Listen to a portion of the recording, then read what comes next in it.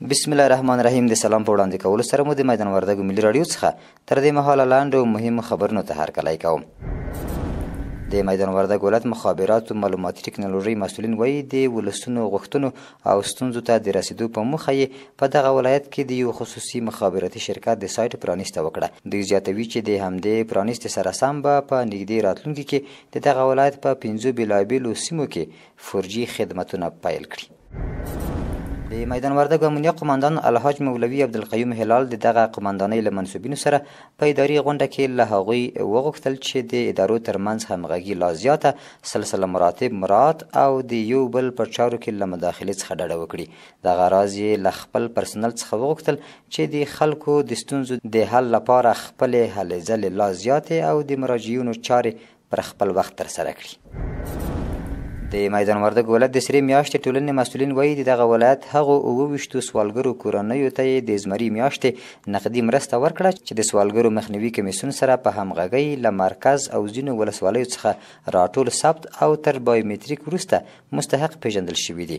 مسؤلین وایي 25 کورنیو هر یوې ته 15,000 او 2 نورو کورنیو ته 4,000 افغانۍ ورکړل شوې چې په مجموعي ډول 1,33,000 افغانۍ کیږي.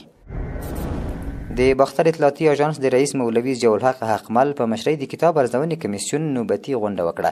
اطلاعات او کلتور وزارت وایي چې د غونډه کې هغو کتابونو ته چې له اسلامي او افغاني ارزښتونو سره سم لیکل شوي وو د چاپ اجازه ورکړل شوه او د یو شمېر خپرونکو فعالیتونه وارزول شول.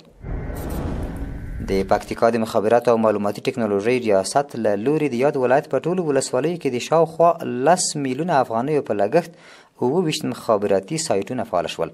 د یاد ریاست د معلوماتو له مخې نویو سایټونو سره به هیوادوالو ته لا زیاتې مخابراتي اسانتیاوې برابرې شي.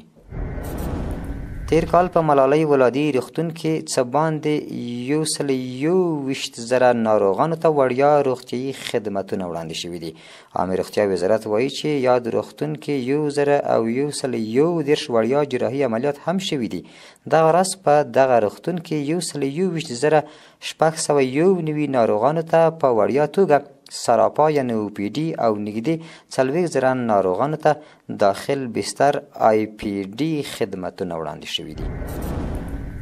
د کلیو د بیا رغونې او پراختیا وزارت وایي چې د هرات په غوریان ولسوالۍ کې د نږدې 15 میلیونه افغانیو په ارزښت د اوبو رسولو د یوې شبکې چارې پیل شوي دي. د یاد وزارت د معلوماتو له مخې دغه راز د ننګرهار په ګوشتې ولسوالۍ کې د څه باندې 15 میلیونه افغانیو په لګښت د اوبو رسولو د یوې شبکې چارې بشپړې او ګټه اخیستنې ته سپارل شوې. د دې شبکې په جوړېدو سره 643 کورنیو پاکو اوبو ته لاسرسی پیدا کړی دی.